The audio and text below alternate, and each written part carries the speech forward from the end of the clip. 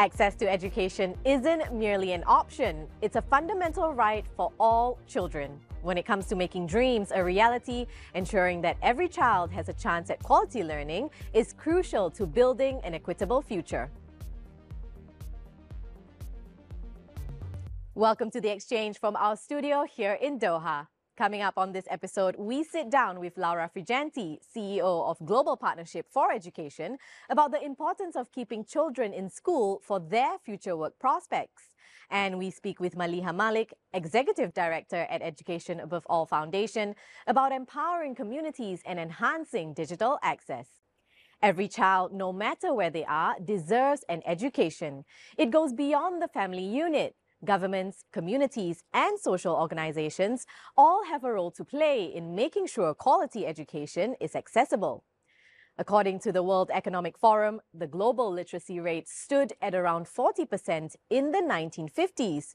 It has more than doubled since then to nearly 90%, driven by the proliferation of learning tools, technology, and accessibility.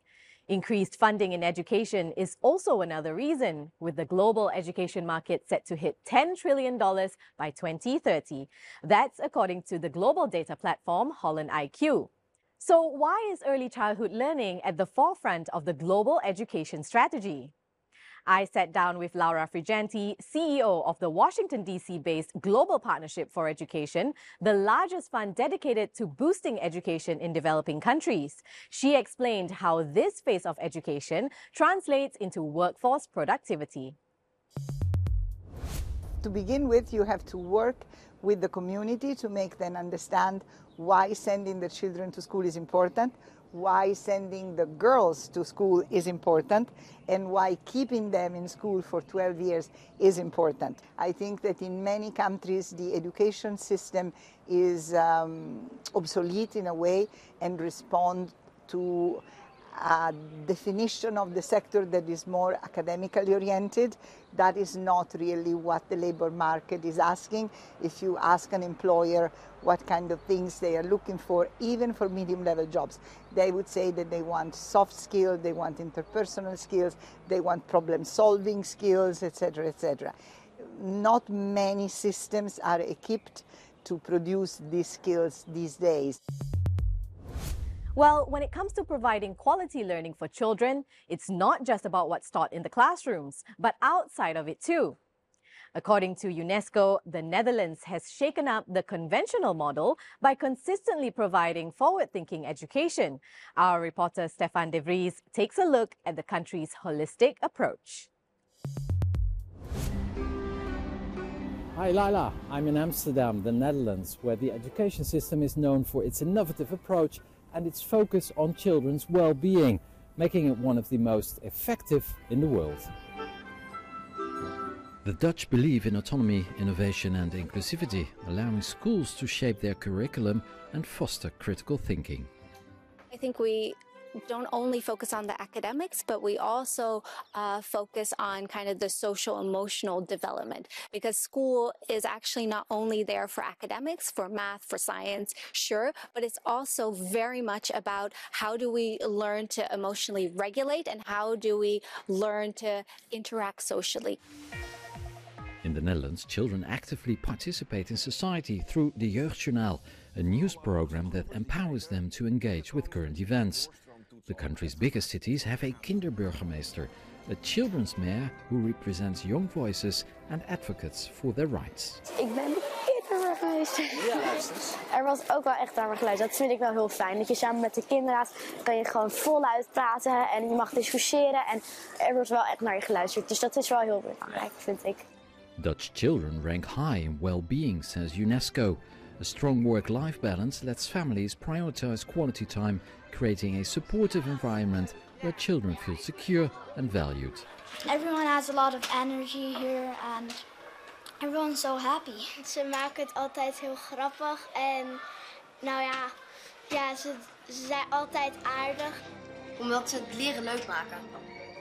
From autonomy in education to meaningful societal participation, the Dutch model creates a nurturing environment where children can thrive academically and socially. Are you happy? Yeah! Quality education should be tailored to the unique needs of each population, especially in underserved communities where schooling infrastructures are often compromised. I spoke to Maliha Malik, Executive Director of Education Above All, a foundation in Qatar dedicated to protecting education for disadvantaged groups. I asked her about the organization's outreach programs and how technology is used as a tool to bridge the gap. It has to start off with a needs assessment of the local population, and it has to start off by listening to people themselves, the beneficiaries, and their families and communities about what they need.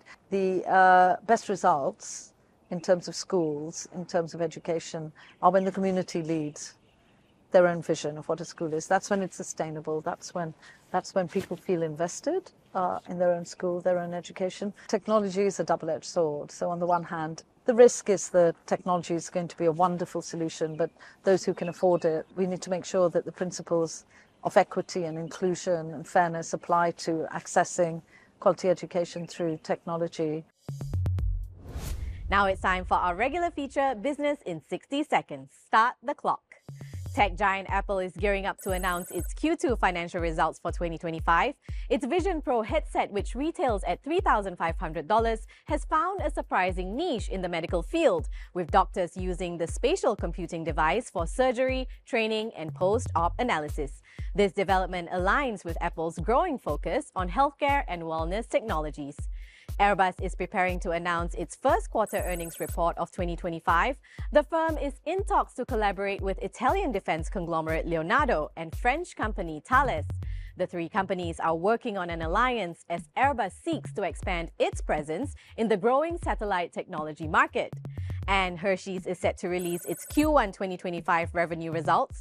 The chocolate giant is stepping into the retail market by partnering with footwear brand Ground Up to create a line of Hershey's-themed shoes. It's part of their latest strategic plans to overcome rising ingredient costs. Very tempted to have a chocolate bar myself.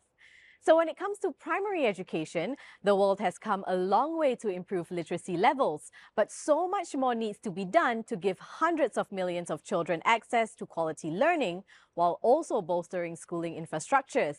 And that comes with boosting investments, actionable policies, and focused implementation, because empowering the next generation of workers begins in the classroom.